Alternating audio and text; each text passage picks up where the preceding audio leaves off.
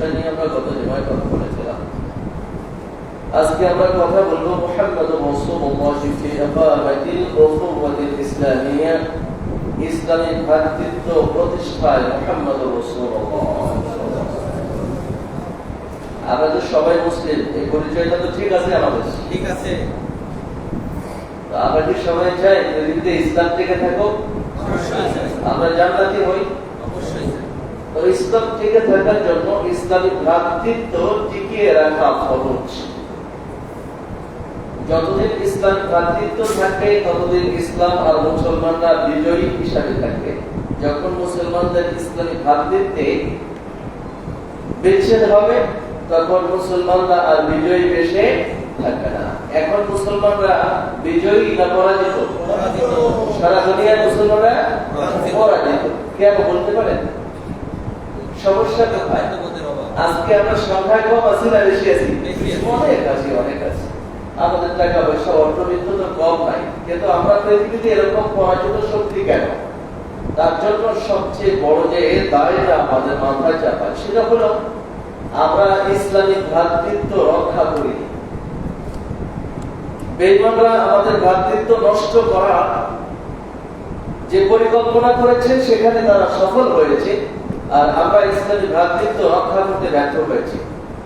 মুহাম্মদুর রাসূলুল্লাহ সাল্লাল্লাহু আলাইহি ওয়াসাল্লাম মদিনায় গিয়ে সর্বপ্রথম সাংঘর্ষিক যে দলগুলো ছিল, গোত্রগুলো ছিল, যাদের মধ্যে পরস্পরের সংঘর্ষ ছিল, আল্লাহ নবী সাল্লাল্লাহু আলাইহি ওয়াসাল্লাম মদিনায় গিয়ে সর্বপ্রথমই তাদের মাঝে ভ্রাতৃত্ব প্রতিষ্ঠা করলেন। শুধু মুসলিম না, বরং মদিনা রাষ্ট্রের সব জাতি গোষ্ঠীকে ঐক্যবদ্ধ করে নবী সাল্লাল্লাহু আলাইহি ওয়াসাল্লাম একটা মদিনায় সনদ লিখলেন। মদিনার সনদ হিসাবে পরিচিত, শুনেছেন তো আপনারা? তার উদ্দেশ্য ছিল যে আমাদেরকে ঐক্যবদ্ধ থাকতে হবে। তো মদিনার মানুষরা ঐক্যবদ্ধ হলেন আল্লাহর হাবিব আলাইহিস সালাতু ওয়াস সালামকে কেন্দ্র করে। যে এখানে মুসলমানদের ঐক্যটা পিওর ছিল, খাঁটি ছিল, কিন্তু বাকিরা মুনাফিকরা ছিল, ইহুদিরা ছিল, অন্য পৌত্তলিকরা ছিল, তারা যে ঐক্যটা করেছিল সেই ঐক্যটার ফাঁকে ফাঁকে মুসলমানদেরকে কিভাবে ক্ষতি করা যায় ওই চেষ্টাটা অব্যাহত রেখেছিল। তো আল্লাহর হাবিব আলাইহিস সালাতু ওয়াস সালাম মদিনায় যাওয়ার পরে তার প্রথম কাজই হলো মুসলমানদের মধ্যে ভ্রাতৃত্ব প্রতিষ্ঠা করা, একটি ঐক্যবদ্ধ জাতি গঠন করা। এই কাজটি আল্লাহর হাবিব আলাইহিস সালাতু ওয়াস সালাম প্রথম করেছিলেন। আমি আপনাদেরকে শুরুতে একখানা হাদিস শোনাচ্ছি। আর আবু দারদা রাদিয়াল্লাহু তাআলা আনহু قال قال رسول الله صلى الله عليه وسلم الا اخبركم بافضل من درجه الصيام والصلاه والصدقه قالوا بلى يا رسول الله قال اصلاح ذات البين وفساد ذات البين الحالقه। আল্লাহর হাবিব আলাইহিস সালাতু ওয়াস সালাম বললেন, আমি কি তোমাদেরকে রোজা, নামাজ, সাদাকা, দান, যাকাত এর চেয়েও আরো বেশি ফজিলতের কোন কথা, কোন আমলের কথা বলবো? এর চেয়ে ফজিলতের আমল আছে নাকি? নবীজি বললেন, রোজা, নামাজ, সাদাকা এর চেয়েও বড় ফজিলতের কোন কথা, কোন আমলের কথা আমি তোমাদেরকে বলবো? তো সাহাবায়ে কেরাম বললেন, বালা ইয়া রাসূলুল্লাহ সাল্লাল্লাহু আলাইহি ওয়াসাল্লাম, হুজুর আপনি বলেন আমাদেরকে এগুলোর চেয়েও সেরা আরো কোন কাজ? নবীজি বললেন, ইসলাহু যাতিল বাইন, তা হলো পারস্পরিক সম্প্রীতি, সদ্ভাব, ঐক্য প্রতিষ্ঠার কাজ করা। মানুষ যেন বিচ্ছিন্ন হয়ে না যায়, একে অন্যের মধ্যে সদ্ভাব, সম্প্রীতি, সখ্যতা তৈরি করার কাজটা হলো নামাজ, সাদাকা, যাকাতের চেয়েও সেরা কাজ। ও ফাসাদু যাতিল বাইনিল হালাকা, আর যদি মানুষের মাঝে এই সম্প্রীতি নষ্ট হয়ে যায় তাহলে পুরো দিনটা নষ্ট হয়ে যাবে। তাহলে দিন নষ্ট হবে কিসে? সালাত, যাকাত, সাদাকা, সিয়াম। নবীজি বলছেন এগুলোতে দিন নষ্ট হবে না। নামাজ না পড়লেই একজন মুসলিম, তাতে করে দিন নষ্ট হয়ে যায় না, কিন্তু ওই মুসলিম যদি আরেক মুসলিম ভাইয়ের বিরুদ্ধে লাগে তাহলে দিন নষ্ট হয়। কথা বুঝে নেই? যে মানুষ নামাজ পড়ে নাই, যে মুসলিম, তাতে করে দিন সমাজ থেকে ধ্বংস হয়ে যাচ্ছে না, কিন্তু যদি কোনো মুসলিম জনগোষ্ঠীর বিরুদ্ধে লাগে তাহলে দিন ধ্বংস হয়ে যাবে। নবী কি বলছেন, নামাজ সালাত সিয়ামের চাইতেও ফজিলতের কাজ হলো ইসলাহু যাতিল বাইন, আমাদের মাঝে সম্প্রীতি প্রতিষ্ঠা করা। আর ফাসাদু যাতিল বাইনি আল হালিকা, আর যদি তোমাদের পারস্পরিক সম্পর্ক নষ্ট হয়ে যায় তাহলে পুরো দিনটা ধ্বংস হয়ে যাবে, দিনটা শেষ হয়ে যাবে। সুতরাং আল্লাহর হাবিব আলাইহিস সালাতু ওয়াস সালাম আমাদেরকে বুঝাইলেন যে দিন টিকে থাকবে যদি আমাদের পারস্পরিক সম্প্রীতি টিকে থাকে। আর আমরা মুসলিমরা যদি একজন আরেকজনের দুশমন হয়ে যাই তাহলে দিন টিকবে না।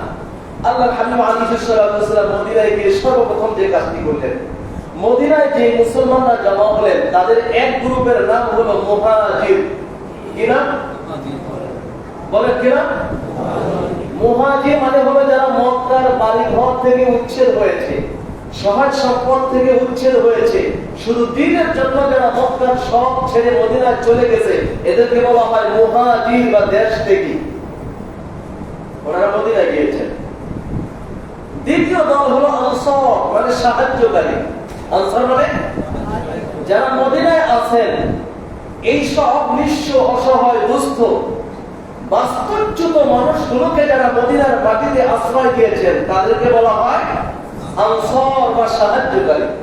আল্লাহ কোরআনে বলছেন, ইয়া আইয়ুহাল্লাযীনা আমানু কুনু আনসারাল্লাহ, ও ঈমানদাররা তোমরা আল্লাহর দ্বীনের সাহায্যকারী হয়ে যাও।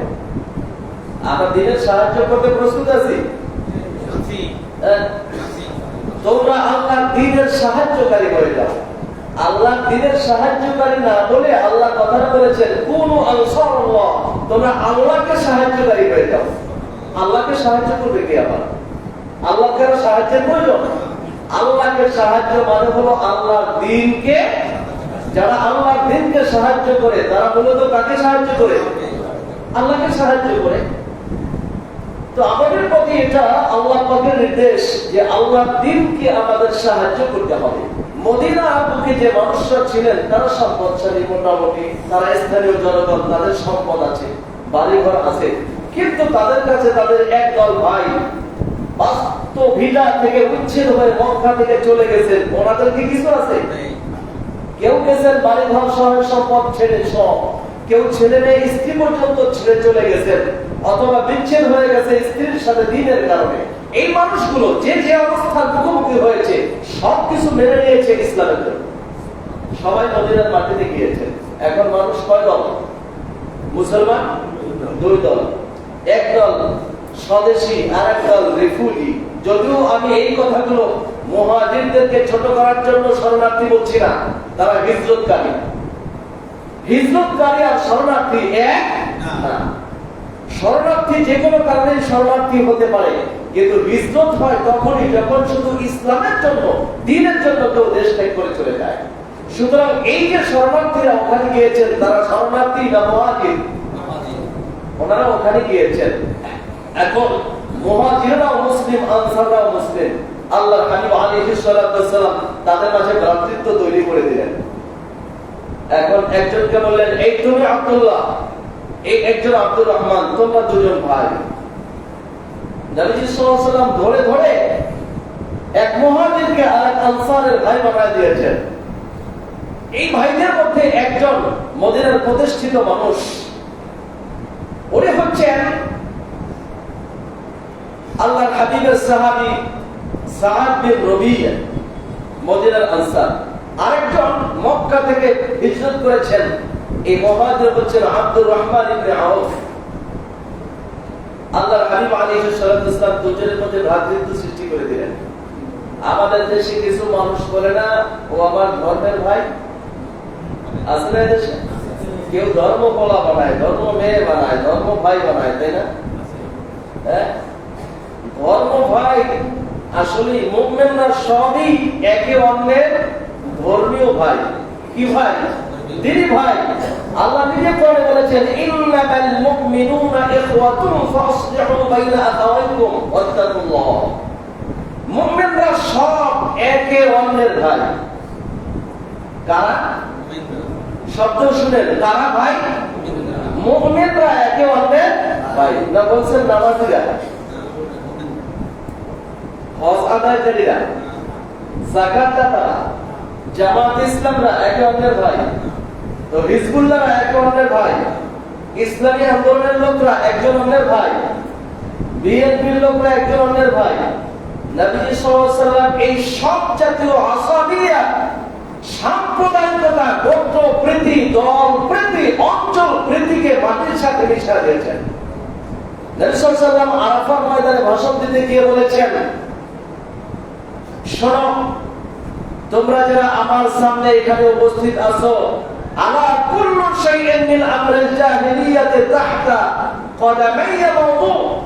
শোনো শোনো, জাহিলি যুগের যত রীতি নীতি ছিল সব আমি আমার পায়ের নিচে দাফন করে দিলাম। জাহিলি যুগে এই আসাবিয়ত ছিল, গোত্র প্রীতি ছিল, সম্প্রদায়ের প্রীতি ছিল, আঞ্চলিক প্রীতি ছিল, জাতীয়তাবাদ ছিল। আমাদেরকে পৃথিবীতে এখন জাতীয়তাবাদ শেখানো হয়। মুসলমানদের জাতীয়তাবাদ একটাই, সেটা হলো ইসলামী জাতীয়তাবাদ। আমাদেরকে যখন বেঈমানরা জাতীয়তাবাদ শিখিয়েছে, তখন আমরা শিখেছি একটি মুসলিম আরেকটি মুসলিমের দুশমন হতে, এক জাতি আরেক জাতির দুশমন হতে, এক রাষ্ট্র আরেক রাষ্ট্রের দুশমন হতে শিখিয়েছি। আল্লাহ নবী সাল্লাল্লাহু আলাইহি ওয়াসাল্লাম এই সবগুলোকে আরাফার ময়দানে তার দুই পায়ের নিচে দাফন করে দিয়েছিলেন। সেগুলোকে আবার চাঙ্গা করলো কারা? আমাদের দুশমনরা সব চাঙ্গা করেছেন।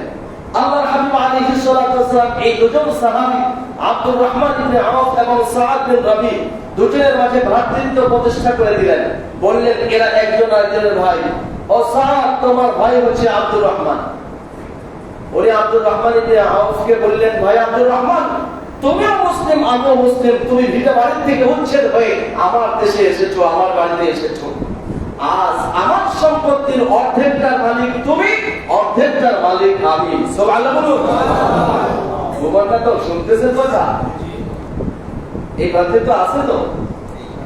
হ্যাঁ, আজকের আমার সম্পদের অর্ধেকটার মালিক আমি, অর্ধেকটার মালিক তুমি। আমার দুজন স্ত্রী আছে, দেখো তোমার কোনটাকে পছন্দ হয়। যেইটাকে তুমি পছন্দ করবে আব্দুর রহমান, তুমি আমার মুসলিম ভাই, তোমার স্ত্রী নাই, সব ছেড়ে চলে এসেছো মদিনায়, আমি সেই স্ত্রীকে তালাক দিব, ইদ্দত শেষে তুমি তাকে বিবাহ করে দেবে। এই ইতিহাস, এই ভ্রাতৃত্ব প্রতিষ্ঠা করেছিলেন মুহাম্মদুর রাসূলুল্লাহ। আর সেই কারণে অল্প মুসলমানের বিজয় হয়েছিল, আর 200 কোটি মুসলমান আজ সেই ভ্রাতৃত্ব ভুলে পরাজিত। এটি বাস্তব। আব্দুর রহমান ইবনে আওফ বললেন, ভাই, আমি তোমার জন্য বোঝা হতে আসি। তুমি আমার ভাই, সে কথা ঠিক। তুমি আমাকে মদিনার বুকে বাজার দেখিয়ে দাও, কোন বাজার গিয়ে আমি ব্যবসা করতে পারি। সুবহানাল্লাহ। আমি তোমার উপরে বোঝা হয়ে থাকতে চাই না। বনি কাইনুকার বাজারের সন্ধান দিলেন যে ওখানে বাজার আছে। তিনি বাজারে গিয়ে ব্যবসা শুরু করে দিলেন। একদিকে দিনের কাজ চলে, অপরদিকে আবার ব্যবসা বাণিজ্য করে। যে সাহাবীরা দিন-রাত যুদ্ধের জন্য ব্যস্ত থাকতেন, তারাই আবার জীবিকার জন্য তার কাছে হাত পাততেন না, এবং ব্যবসার জন্য বাজারে চলে যেতেন। আর আমরা একটা অকর্মণ্য জাতি তৈরি করেছি, যাদের ব্যবসা বাণিজ্য কিছু নাই, কোটি কোটি টাকা মালিক হয় মানুষের সম্পদ লুট করে, অন্য মুসলমান অধিকার নষ্ট করে। আর তারা বলতেন, ভাই, তোমার বাড়ি কেন বোঝা হতে যাবো? বনি কাইনুকার বাজার থেকে আনিলেন, তিনি ব্যবসা করলেন, কিছুদিনের মধ্যে স্বাবলম্বী হয়ে গেলেন।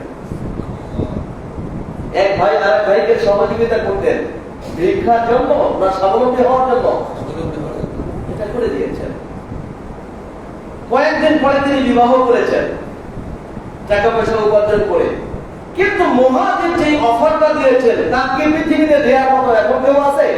সেই মুসলিমরা তো এখন বরং আরেকজন দুর্বলের স্ত্রী সুন্দরী হলে বরং গর্বে টাকা দিয়ে ফুসলাইয়া ওই মুসলমান স্ত্রী নিয়ে চলে যায়। আছে না? তো একটা দুইটা ঘটনা কি এটা? এটাই তো ঘটছে। রব্বুল আলামিন এটা সবচেয়ে বড় নিয়ামত আমাদের উপরে, যে তিনি আমাদেরকে ভাই ভাই বানায় দিয়েছেন। আলহামদুলিল্লাহ বলেন। আল্লাহ পবিত্র কোরআনে বলেছেন, ওয়াজকুরু নি'মাতাল্লাহি আলাইকুম। ও মুসলিম উম্মাহ, আমি আল্লাহর নিয়ামত তোমাদের উপরে, সেটাকে মনে রেখো। ইয কুনতুম আ'দাআ ফাআল্লাফা বাইনা কুলুবিকুম, তোমরা পরস্পরের দুশমন ছিলে। মদিনার আওস খাজরাজ গোত্রের মধ্যে যুদ্ধ চলছিল, যুগের পর যুগ। একজন আরেকজনের দুশমন ছিলেন। ফাআল্লাফা বাইনা কুলুবিকুম, অতঃপর আল্লাহ পাক তোমাদের হৃদয়ের মধ্যে হৃদ্যতা, ভালোবাসা তৈরি করে দিয়েছেন। আলহামদুলিল্লাহ বলেন। কোন মানুষের দিলে অন্য কোন মানুষের পক্ষে ভালোবাসা সৃষ্টি করা সম্ভব না। ভালোবাসা দেয় কে? আল্লাহ। ফাসবাহতুম বিনি'মাতিহি ইখওয়ানা, সেই দুশমন মানুষগুলো যারা একে অন্যের দুশমন ছিলেন, আল্লাহর নিয়ামতে তোমরা একে অন্যের ভাই হয়ে গেলে। আলহামদুলিল্লাহ। সেই দুশমনগুলো কি হয়েছে? ভাই হয়ে গেছে। অকুনতুম আলা শাফা হুফরাতিন মিনান নার, তোমরা একে অন্যের দুশমন হয়ে ধ্বংসের গর্তের কিনারে ছিলে। পুরো জাতি, পুরো মানবতা ধ্বংসের গর্তের কিনারে ছিলে। ফাআনকাযাকুম মিনহা, আল্লাহ তোমাদের মধ্যে ইসলামী ভ্রাতৃত্ব সৃষ্টি করে তোমাদেরকে ধ্বংস থেকে বাঁচিয়েছেন। আল্লাহ তার নবীকে বলেছেন, ওয়া আল্লাফা বাইনা কুলুবিকুম, অমুসলিমরা আল্লাহ নিজে তোমাদের হৃদয়ের মধ্যে সম্প্রীতি সৃষ্টি করে দিয়েছেন। লাউ আনফাকতা মা ফিল আরদি মা জামিআন মা আল্লাফতা বাইনা কুলুবিকুম, ও নবী আপনি গোটা দুনিয়ার সব সম্পদ ব্যয় করেও এই সব সাংঘর্ষিক মানুষ, একে অন্যের দুশমন, তাদের মধ্যে আপনি সদ্ভাব সম্প্রীতি পয়দা করতে পারতেন না, সম্ভব ছিল না। এমন বহু সালিশি আছে যার কোনোভাবেই সমাধান হয় না। আমি জীবনে বাইসে থাকে ওর সাথে সমস্যা হবে না, আছে কিনা? আল্লাহ বলছেন, নবী সারা দুনিয়ার সব সম্পদ ব্যয় করেও আপনি এদের মাঝে সম্প্রীতি তৈরি করতে পারতেন না, পারতেন না। বরং ওয়ালাকিন্নাল্লাহ আল্লাফা বাইনাহুম, আল্লাহ নিজেই তাদের মধ্যে সম্প্রীতি সৃষ্টি করে দিয়েছেন। আপনিও পারতেন না।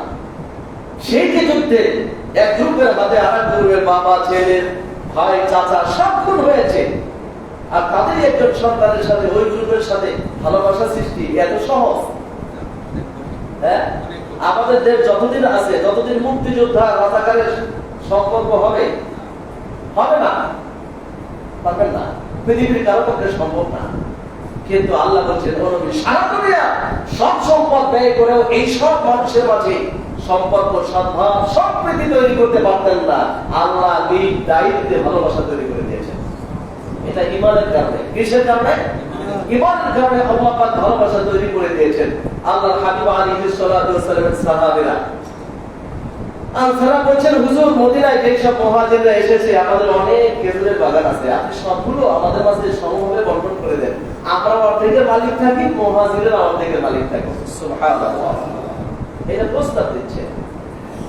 আল্লাহ নবী সাল্লাল্লাহু আলাইহি ওয়াসাল্লাম এই প্রস্তাব ডিনাই করেছেন। মুহাজিররা ডিনাই করেছেন যে না, আমরা সেটা নিতে রাজি না। এরপরে আনসাররা বললেন, শোনো, তোমরা তো এই দেশে কি করবা? অসহায় মানুষগুলো এসেছো, আমাদের জমি জমা আছে, আমাদের বাগবাগিচা আছে, বাগান আছে, তোমরা ওইগুলোতে যতটুকু পারো আমাদেরকে কৃষি কাজে সহায়তা করো। তো ওনারা বড় বড় জমিদারের কৃষি ক্ষেত্রে মোটামুটি গিয়ে কেউ কেউ কিছু কিছু কাজে সহায়তা করেছেন। যখন ফসল এসেছে তখন ওই ফসল ভাগ করে অর্ধেক দিয়েছে জমির মালিক, আর অর্ধেক দিয়ে দিয়েছে ওই মুহাজিরকে। বলছে, ভাই এটা কি করলে? বললে, ওই যে তুমি আমার জমিনে শ্রম দিয়েছো, আর আমি জমিনের মালিক, অর্ধেক অর্ধেকটা তুমি পেয়ে গেছো। সুবহানাল্লাহ। হিসাব নিকাশ নাই, অর্ধেকই পায়, দিয়ে দিয়েছেন। তখন এই মুহাজিররা গিয়ে আল্লাহর হাবিব আলাইহিস সালাতু ওয়াস সালামকে বলছেন, আল্লাহ নবী, আনসাররা তো জান্নাত সব কিনে নিয়ে গেছে, তারা আমাদের জন্য যে স্যাক্রিফাইস করেছে তাতে আল্লাহ জান্নাত তো তারা সব নিয়ে গেছে। নবীজি বলছেন, না না, তারা নিতে পারবে না। তারা তোমাদের জন্য যে অবদান রাখছে, যতদিন তোমরা তাদের অবদানের শুকরিয়া আদায় করবে, ততদিন আল্লাহ তাদের মতোই তোমাদেরকে তার নিয়ামতের ভাগীদার বানাবে। আরে ভাই, পৃথিবীতে এই আদর্শ কায়েম করার মানুষ আর কেউ নাই, একটাই মানুষ ছিলেন, মুহাম্মদুর রাসূলুল্লাহ। সাহাবীরা কান্নায় জাবকার হয়ে গিয়েছেন। নবীজি বলছেন কি এটা? আল্লাহর হাবিব আলাইহিস সালাতু ওয়াস সালাম একবার কিছু আনসার মুহাজিরদেরকে শাসাইলেন। হযরত জাবের বিন আব্দুল্লাহ রাদিয়াল্লাহু তাআলা হাদিস বর্ণনা করছেন, কুননা ফি গাযাতিন ফাকাসা রাজুলুন মিনাল মুহাজিরিন রাজুলান মিনাল আনসার। আমরা এক যুদ্ধে ছিলাম। এই যুদ্ধে এক মুহাজির সাহাবী এক আনসারের এই পাছায় জোরে একটা আঘাত করেছেন, তাকে পাথর করেছে। মুহাজির আনসারকে মারছে। মুহাজির মানে যারা মক্কা থেকে এসেছেন, তারা মদিনার একজন আনসারকে মেরেছে। তো মারলে পরে এই আনসারী সাহাবী চিৎকার দিয়ে বলছেন, ফাকাল আনসারী ইয়া আল আনসার। আনসারী সাহাবী ডাক দিয়েছে, আনসাররা কোথায়, আনসাররা কোথায়? তখন মুহাজির সাহাবী আবার বলছেন, ইয়া আল মুহাজিরিন, এই মুহাজিররা কোথায়, মুহাজিররা কোথায়, আমাকে বাঁচাও। আনসার বলছে, আমাকে মুহাজির মারছে, আর মুহাজির বলতেছে আমাকে মারবে, আমাকে বাঁচাও। এরা ভাই ভাই না? এদের ভ্রাতৃত্বের ব্যাপারে আল্লাহ কি বলেছেন জানেন? এই দুই দলের ব্যাপারে আল্লাহ পবিত্র কোরআনে আবার ঘোষণাও করেছেন, সে দীর্ঘ আয়াত বলবো না। তো যখন এই কথা বলছে, এখন আনসার কাকে কাকে? আনসার কি মুহাজির কাকে? তাহলে কি ভ্রাতৃত্ব আছে? আবার সেই দলীয় প্রীতি আসলো না, আঞ্চলিক প্রীতি আসলো তাদের ডাকের মধ্যে। আল্লাহর হাবিব আলাইহিস সালাতু ওয়াস সালাম এই কথাটা শুনলেন। فسمع ذلك رسول الله صلى الله عليه وسلم, আল্লাহর হাবিব এটা শুনলেন। فقال, এরপরে বললেন, মা বা'দু দাওয়াল জাহিলিয়া, জাহিলি যুগের এই সব গোত্র প্রীতির ডাকাডাকি আবার কেন? সুবহানাল্লাহ, জাহিলি যুগের এই ডাকাডাকি কেন, এই আহ্বান কেন? দাউহা ফাইন্নাহা মুনতিরা, এই ধরনের ডাকাডাকি বন্ধ করো, এখান থেকে দুর্গন্ধ আসছে। এই ডাকাডাকি বন্ধ করো, এখান থেকে। তার মানে আনসার আনসারকে ডাকছে, মুহাজির। তারপরে দলীয় প্রীতি না, আঞ্চলিক প্রীতি। বলছে, হাই মুসলিম, মুহাজির আর আনসার তো আলাদা করে ইসলাম দেখে না, সবাই তো ভাই ভাই। তুমি কেন ডাকলে তোমার আনসারকে, তুমি কেন মুহাজিরকে ডাকলে? এটা জাহিলি যুগের ডাকাডাকি।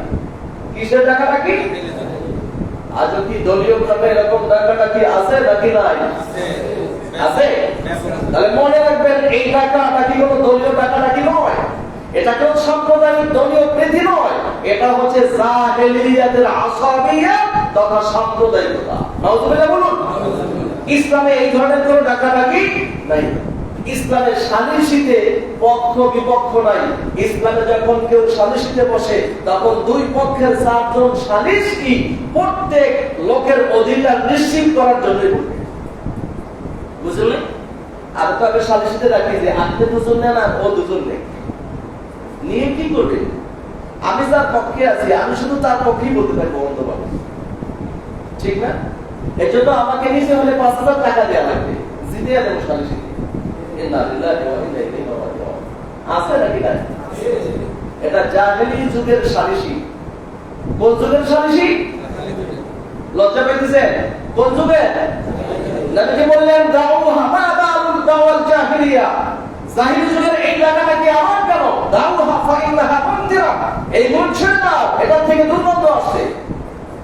তার মানে তুমি জামাত ইসলাম, চরমোনার বিরুদ্ধে, চরমোনায় জামাতের বিরুদ্ধে, দক্ষিণ শর্ষিনার বিরুদ্ধে, শর্ষিনার দক্ষিণের বিরুদ্ধে, এটার নাম ইসলাম না জাহেলিয়া?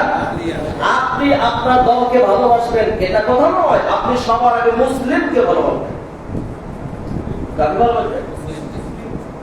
আপনি আপনার পীরকে ভালোবাসার মানে আরেকজনকে গালি দিবেন? আপনি আপনার দলকে ভালোবাসার মানে আরেকজনকে ধ্বংস করে দিবেন? এই ডাকাডাকি হলো জাহেলিয়ার ডাকাডাকি। আল্লাহর হাবিব বললেন, বন্ধ করে দাও এটা। আস্তে থেমে গেলেন সাহাবায়ে কেরাম, আর সামনে আগাইলেন না। আল্লাহর হাবিব আলাইহিস সালাতু ওয়াস সালাম আবার একদিন আনসারদেরকে শাসাইলেন, মদিনার আনসারদেরকে। নবীজি মক্কা বিজয় করলেন। মক্কা বিজয়ের পরে পরপর দুটো যুদ্ধ হলো, একটা হুনাইনের যুদ্ধ আর একটা তায়েফের যুদ্ধ। হুনাইনের যুদ্ধের পরে ব্যাপক গনিমত মুসলমানদের হাতে আসলো, অনেক মুসলমানদের হাতে এই গনিমতের সম্পদ আসলো। এই যুদ্ধে মুসলমানদের সাথে মক্কা থেকে অনেক নও-মুসলিম অংশগ্রহণ করেছে। এটা মক্কা বিজয়ের পরপরই যুদ্ধ। তো মক্কা বিজয়ের পরপর অনেক মানুষ কালেমা পড়ে মুসলমান হয়েছে। ইযা জাআ রাসূলুল্লাহি ওয়াল ফাতহু ওয়া রাআইতান নাসা ইয়াদখুলুনা ফি দীনিল্লাহি আফওয়াজা, দলে দলে মানুষ মুসলমান হয়েছে। এখন নবী যখন হুনাইনের যুদ্ধে যাইবেন, এই নও-মুসলিমরা বলতেছে আমরাও যাব।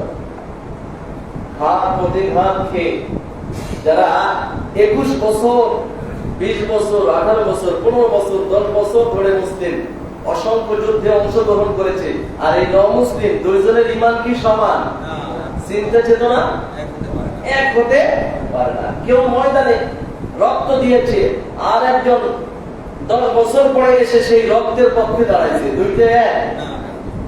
একজন চেতনায় মুক্তিযোদ্ধা, আর একজন বীর মুক্তিযোদ্ধা, ঠিক না? দুইজন কি এক?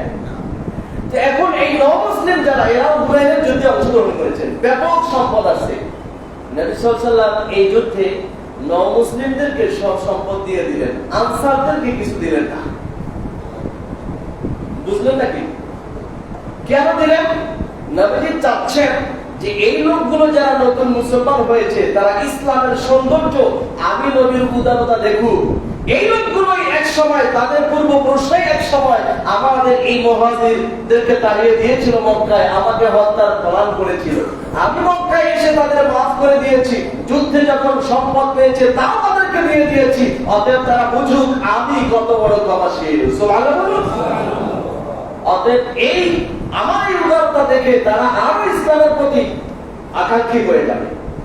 নবীজি এই চিন্তায় আনসারদেরকে কিছু না দিয়ে সব দিলেন তাদেরকে। এবারে মুনাফিকরা সুযোগ পেয়ে গেছে। মুনাফিক বুঝেন তো, সব জামানায় মুনাফিক ছিল, এখনো সুযোগ পেয়ে গেছে। সুযোগ পেয়ে আনসারদেরকে বলতেছে, শোনো, যুদ্ধ বিগ্রহ করলা, মক্কার লোকদেরকে মদিনায় আশ্রয় দিলা, তোমাদের সম্পদ তাদেরকে দিলা, নিজেদের স্বার্থের দিকে তাকাইলা না। আর আজকে দেখো মুহাম্মদ নিজ ভূমিতে এসে যুদ্ধ করে বিজয় লাভ করে সব সম্পদ নিজের এলাকার মানুষকে দিছে। নাউজুবিল্লাহ বলেন। যুক্তিতে সত্য মনে হয়, ঠিক না?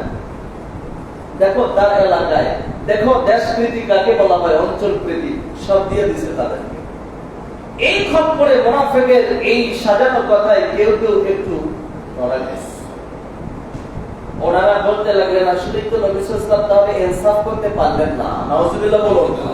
দুর্বল ইমানের থাকে না কেউ, যে বিশ্ব নবী ইনসাফ করতে পারলেন না। আল্লাহর হাবিব আলাইহিস সালাতু ওয়াস সালামের কানে এই কথাটা চলে আসলেন। নবীজি একটা তেজদীপ্ত ভাষায় বক্তব্য দিলেন। ফাখাতাবাহুম ফাকালা ইয়া মাশারাল আনসার। নবীজি বক্তব্য দিতে গিয়ে বললেন, ও আনসার সম্প্রদায়, আলাম আমিলকুম দালালান ফাহাদাকুমুল্লাহু বি। ও মদিনার মানুষেরা, আমি কি তোমাদেরকে পথ হারা পেয়েছিলাম না, গোমরা পেয়েছিলাম না? তোমরা ইসলাম বুঝতে না, দিন বুঝতে না, নবী জান্নাত কোরআন বুঝতে না, আমি সেইভাবেই তো তোমাদেরকে পেয়েছিলাম।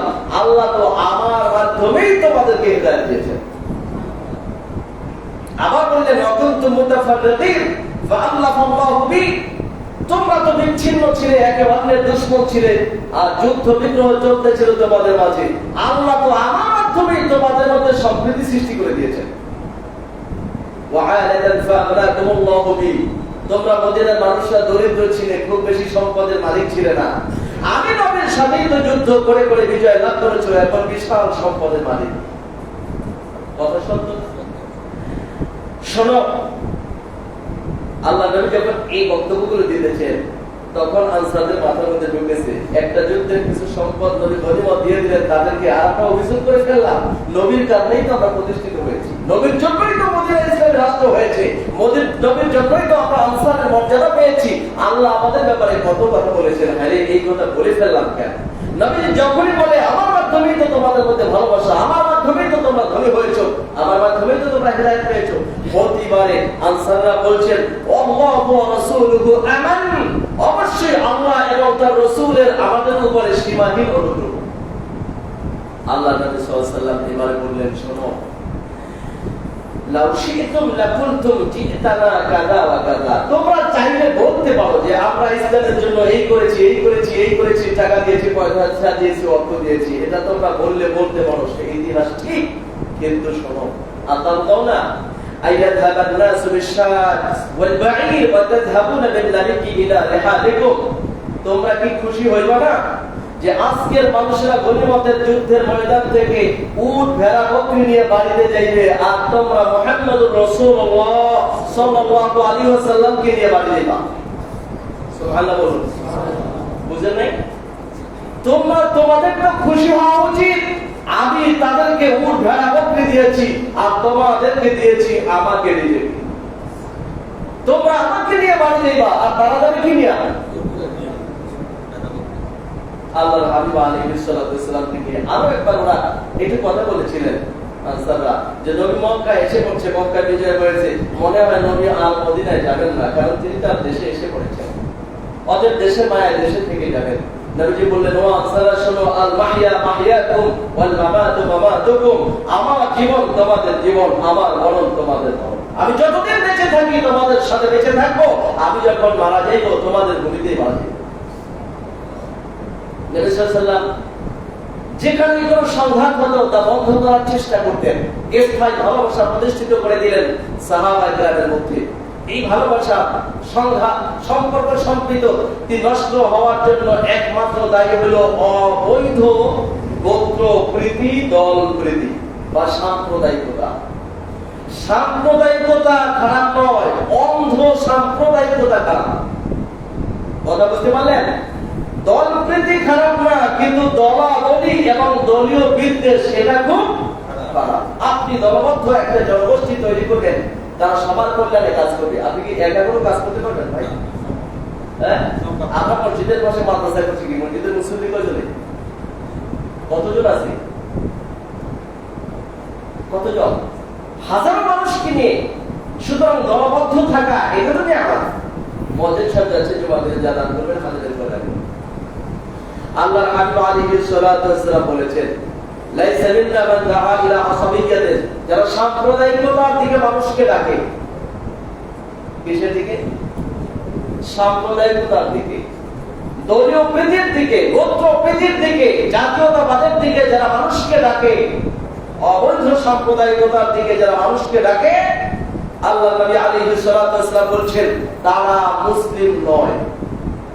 তারা মুসলিম নয়। লাইসা মিন্না মান দাআ ইলা আসাবিয়্যাতিন, যারা সাম্প্রদায়িকতার দিকে, গোত্র প্রীতির দিকে মানুষকে ডাকে, তারা মুসলিম নয়।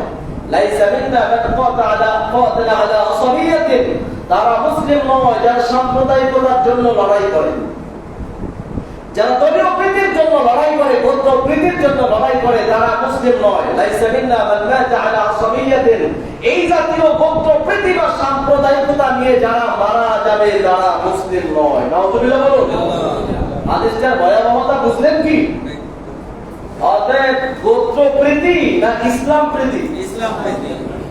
মুসলিম উম্মাহ কোনদিন দলীয় অন্ধত্ব ধারণ করতে পারে না, গোত্রীয় অন্ধত্ব ধারণ করতে পারে না, সাম্প্রদায়িকতা অথবা আঞ্চলিক জাতীয়তাবাদ এটা মুসলমানরা ধারণ করতে পারে না। মুসলমানদের ভ্রাতৃত্ব বিশ্বময়। কতদূর? বিশ্বময়। মুসলমানদের পরিচিতি ইন্নামাল মুমিনুনা ইখওয়া, পৃথিবীর যেখানে যে ঈমানদার আছে সেই আমার ভাই, সে আমার কি ভাই। অন্য দলের হলে শত্রু ভাই, অন্য দলের মুসলিম হলে সেও ভাই বা শত্রু ভাই। আল্লাহর হাবিব আলাইহিস সালাতু ওয়াসসালাম এই কথা বলে দিলেন সূরা আলী দাউদের 5121 নম্বর হাদিস। নবী সাল্লাল্লাহু আলাইহি ওয়াসাল্লাম বললেন, যারা এই আসাবিয়তের পথে লাগে তারা মুসলিম নয়, তারা মুসলিম নয়। নবী সাল্লাল্লাহু আলাইহি ওয়াসাল্লাম বলছেন, লা তাহাসাদু ولا تناجشوا ولا تباغضوا ولا تدابروا ولا يبيع بعضكم على بيع بعض وكونوا عباد الله اخوانا। সহিহ মুসলিমের হাদিস। শোনো, তোমরা একে অন্যকে হিংসা করো না, তোমরা একে অন্যের বিক্রয়ের উপরে দাম বাড়ায় দিও না, তোমরা একে অন্যের সাথে বিদ্বেষ পোষণ করো না, তোমরা একে অন্যের সাথে সম্পর্ক ছেদ করো না। একজন বিক্রি করতেছে, সেই বিক্রির উপরে তুমি গিয়া বিক্রির জন্য মাল পেশ করিও না। বরং তোমরা সব আল্লাহর গোলাম ভাই ভাই হয়ে যাও। আমরা কার গোলাম? তোমরা সব আল্লাহর গোলাম ভাই ভাই হয়ে যাও। একে অন্যকে হিংসা করো না, একে অন্যের সাথে দুশ্মনী করো না। একজন বাজারে কেনা বেচা করতেছে, আমি বলতেছি ভাই মাছ কত? কয় 700 টাকা। 600 টাকায় দেন, আর 2 টাকা দেন আছে না? না না, একজন দাম ভাগাচ্ছে, তার উপরে দাম ভাগিও না। আবার একজন বিক্রি করছে, হুজুর মাছ দিবেন? হ্যাঁ, কত কেজি? 400 টাকা। পাশের দিকে একজন হুজুর আমার দেন 350 টাকা। বলে তো এই দুই লোকের সাথে সম্প্রীতি বাড়বে না কমবে? নবীজি বলছেন বাজার ঘাটে পর্যন্ত কেনা বেচাও গিয়ে তোমরা তোমাদের সম্প্রীতি নষ্ট হয় এমন কাজগুলো করিও না, বরং যদি তোমরা এই সম্প্রীতি রক্ষা করে চলো তাহলে তোমাদের কি হবে? আল্লাহ পাক রব্বুল আলামিন নিজে হাদিসে কুদসিতে কিছু বক্তব্য দিয়েছেন। হযরত মুআয বিন জাবাল রাদিয়াল্লাহু তাআলা আনহু হাদিস বর্ণনা করছেন, আল্লাহর হাবিবকে তিনি বলতে শুনেছেন, নবীজি বলেছেন ইয়াকুলুল্লাহু তাবারাকা ওয়া তাআলা, আল্লাহ তাআলা বলছেন ওয়াজাবাত মাহাব্বাতি, আমার ভালোবাসা ওয়াজিব হয়ে যাবে। কার ভালোবাসা? আল্লাহ বলছেন আমার ভালোবাসা ওয়াজিব হয়ে যাবে লিল মুতাহাব্বিনা ফিয়া, যারা শুধু আমাকে কেন্দ্র করে একজন আরেকজনকে ভালোবাসে। এক মুসলিম যদি আরেক মুসলিম শুধু আমি আল্লাহর উদ্দেশ্যে একে অন্যকে ভালোবাসে, তাহলে ওই দুইজন মুসলমানকে ভালোবাসা আমার জন্য ওয়াজিব হয়ে যাবে। ওয়াল মুতাজালিসিনা ফিয়া, যারা আমাকে কেন্দ্রিক একে অন্যের সাথে বৈঠকে বসে, আল্লাহর দ্বীনের জন্য ইসলামের জন্য যারা একে অন্যের সাথে বৈঠকে বসে, দ্বীনি আলোচনা চালায় শুধু আল্লাহর দ্বীন প্রতিষ্ঠার জন্য, আল্লাহ বলছেন যারা একত্রে বসে এই দ্বীন প্রতিষ্ঠার জন্য পরামর্শ করবে, ওই লোকগুলোকে ভালোবাসা আমার জন্য ওয়াজিব হয়ে যায়। সুবহানাল্লাহ। ওয়াল মুতাযাওয়িরিনা ফিহা, যারা একে অন্যকে দেখা করতে যায় শুধু আমার জন্য। এই শুনছো আমাদের ওই যে মুসল্লি উনি অসুস্থ হয়ে পড়েছে, চলো যাই না আমরা, আমার পাঁচজন মিলে দেখতে যাই, বুঝলেন না? আল্লাহ নিজে বলেছেন হাদিসে কুদসিতে, এরকম যারা একে অন্যের জিয়ারতে যায়, অন্য মুসলিম সমস্যায় পড়েছে, তাদেরকে ভালোবাসা আমার জন্য ওয়াজিব হয়ে যায়। আল্লাহ পাক বলেন ওয়াল মুতাবাদিলিনা ফিহা, আমার সন্তুষ্টি লাভের জন্য যারা একে অন্যের প্রতি সম্পদ ব্যয় করে, একজন দুর্দশাগ্রস্ত হয়েছে, 10 জন এগিয়ে এসেছে তার জন্য সম্পদ ব্যয় করে, আল্লাহ বলেন তাদেরকে ভালোবাসা আমার জন্য ওয়াজিব হয়ে যায়। এমনকি আল্লাহ পাক রব্বুল আলামিন বলছেন কিয়ামতের দিন আল্লাহ দেখে দেখে খুঁজবেন আইনাল মুতাহাব্বুনা বিজালালি, এই যারা দুনিয়ার বুকে আমার কারণে একে অন্যকে ভালোবাসতে তারা কোথায়? আল্লাহ খুঁজবেন ময়দানে। সুবহানাল্লাহ। যারা শুধু দ্বীনের সাথে একজন অন্যকে ভালোবাসতো তারা কই? আল্লাহ তাদেরকে খুঁজবেন। আল্লাহ বলছেন লাহুম মারাদাল নূর, এই সব দ্বীন কেন্দ্রিক একে অন্যকে ভালোবাসার মানুষগুলো, দ্বীন কেন্দ্রিক না দল কেন্দ্রিক? দ্বীন কেন্দ্রিক। হ্যাঁ, দ্বীন কেন্দ্রিক। এখন বলবেন হুজুর আমরা তো দলীয় মানুষ, তো দ্বীনই ভাই সব, আর দলের এটা দুশমন, তাহলে দ্বীন কেন্দ্রিক হলো না দল কেন্দ্রিক? দল কেন্দ্রিক। লাহুম মারাদাল নূর, আল্লাহ পাক তাদের জন্য নূরের বড় বড় মিনার তৈরি করবেন, মেহরাব তৈরি করবেন, আসন তৈরি করবেন, যে আসনগুলো দেখা নবী আর শহীদদের ঈর্ষা হবে, এইগুলো আল্লাহ কাদের জন্য বানাইছে? সুবহানাল্লাহ।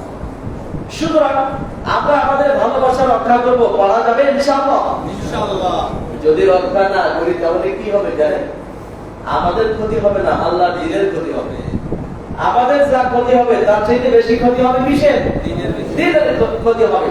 একখানা হাদিস শোনাচ্ছি, আল্লাহর হাবিব আলাইহিস সালাতু ওয়াস সালাম বলেছেন সূরা তিরমিজির হাদিস, ইন্নান নাবিয়্য সাল্লাল্লাহু আলাইহি ওয়াসাল্লাম قال দাব্বা ইলাইকুম দারুল উমামি ক্বাবলাকুম আল হাসাদ ওয়াল বাগদা, ও আমার জাতি, আগেকার জাতির যেই রোগগুলো এগুলো তোমাদের মধ্যে সংক্রামিত হচ্ছে, আগের জাতির রোগগুলো তোমাদের মধ্যে সংক্রামিত হচ্ছে। আল হাসাদ ওয়াল বাগদা, তা হলো হিংসা এবং বিদ্বেষ। হিংসা এবং বিদ্বেষ, একে অন্যকে সহ্য না করতে পারা, এই রোগটা তোমাদের মধ্যে ঢুকছে। নবীজি বলছেন এটা আগেকার মানুষের রোগ, এটা মুসলমানদের রোগ না ইহুদি খ্রিস্টানদের? নবীজি বলছেন আগেকার মানুষের রোগ তোমাদের মধ্যে সংক্রামিত হচ্ছে, সেটা হলো হিংসা বিদ্বেষ। নবীজি বলছেন হিয়াল হালাকা, এটা মুন্ডন করে দেয়, কামিয়ে দেয়। মাথা মুন্ডন করলে চুল থাকে কয়টা?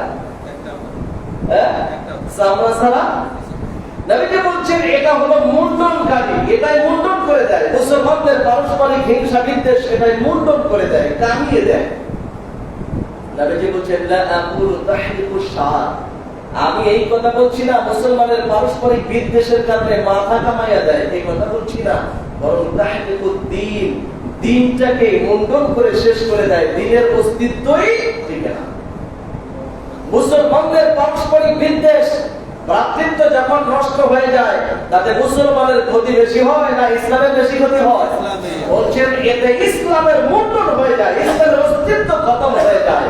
এরপরে আল্লাহ হাবিব বলছেন ওয়াল্লাযী নাফসি বিয়াদিহি লা তাদখুলুল জান্নাহ, ওই আল্লাহর শপথ করে বলছি যার হাতে আমার প্রাণ, তোমরা জান্নাতে যেতে পারবে না। আমরা জান্নাতে যেতে চাই ভাই? জান্নাতে যেতে চান সবাই? নবীজি বলছেন আল্লাহর দোহাই দিয়ে বলছি, কসম করে বলছি তোমরা জান্নাতে যেতে পারবে না। নবী যদি বলে যে জান্নাতে যেতে পারবে না, এর কোন দলের আমির জান্নাতে নেবে? কোন বুজুর্গ, কোন পীর? তাও আমার নবী স্বাভাবিক ভাবে বলেন তাই বলছেন ওয়াল্লাযী নাফসি বিয়াদিহি, যে সত্তার হাতে আমার প্রাণ তার কসম করে বলছি লা তাদখুলুল জান্নাহ, তোমরা জান্নাতে যেতে পারবে না হাত্তা তুমিনু, যতক্ষণ না তোমরা ঈমানদার হবে। কি হবে? আমরা সবাই ঈমানদার না? কি বলে না? ঈমানদার ইনশাআল্লাহ বলা যাবে না, আলহামদুলিল্লাহ আমরা সবাই কি তাহলে জান্নাতে গেছি। এ পর্যন্ত শেষ না, নবীজি বলছেন ওয়ালা তুমিনু হাত্তা তাহাব্বু, যতক্ষণ পর্যন্ত একজন মুসলিম আরেকজন মুসলিমকে ভালোবাসতে না পারবে ততক্ষণে ঈমানদারি হতে পারবে না। তাহলে জান্নাতে যাওয়ার জন্য শর্ত হলো ঈমান। জান্নাতে যাওয়ার শর্ত কি? ঈমান। আর ঈমানের শর্ত ঈমানি ভালোবাসা। ঈমানের শর্ত কি? ঈমানি ভালোবাসা। যারা মুসলিমকে ভালোবাসতে জানে না, বিশ্বনবী আল্লাহর কসম করে বলেছেন তারা জান্নাতে যেতে পারবে। জান্নাতে যাইতে চাই তো ভাই? তাহলে শেষ কথা, ওমর ইবনে খাত্তাব রাদিয়াল্লাহু তাআলা বিচারপতি হলেন আবু বকর রাদিয়াল্লাহু তাআলার জামানায়। যখন আবু বকর রাদিয়াল্লাহু তাআলা খলিফা, তখন প্রধান বিচারপতি মদিনায় হলেন ওমর ইবনে খাত্তাব। বুঝলেন তো? রাষ্ট্র পরিচালনার সেট এরকম। হাদিসের বর্ণনা সূত্র দুর্বল, আগে কথা আছে। তো এখন ওমর ইবনে খাত্তাব রাদিয়াল্লাহু একদিন বলছেন আমিরুল মুমিনিন, আমি আল্লাহর ওয়াস্তে মুক্তি চাই, আমার চাকরি থেকে ইস্তেফা দিতে চাই, আপনি আমারে মুক্তি দান করেন। আবু বকর রাদিয়াল্লাহু বলছেন ভাই কেন? আমিন মাশাক্কাতিল কাদা, বিচারপতির পদটা অনেক কষ্টের। এই সালিসি বিচার করা কি সহজ? যার বিরুদ্ধে যাবে রায় সেই তো খেপে উঠবে। বলছি এইটার যে কষ্ট কেলেস, এটার জন্য তকদুবুল ইয়াফা আপনি এই অব্যাহতি যাচ্ছেন? উনি বলছেন লা ইয়া খলিফাত রাসূলিল্লাহ, আল্লাহ রাসূলের খলিফা, বিচারের কাজ কঠিন সেজন্য না, ওয়ালাকিন লা হাজাত আলী ইনদা কওমিল মুমিনিন, বরং আমার মতো বিচারকের কোনো প্রয়োজন মুমিন সম্প্রদায়ের নাই। সুবহানাল্লাহ বলেন। যেই জাতি ঈমানদার তাদের জন্য আমার মতো বিচারকের প্রয়োজনই। বলছি ঈমানদারদের বিচারক লাগে না, কারণ ঈমানদারদের বড় আদালত কোনটা বলেন?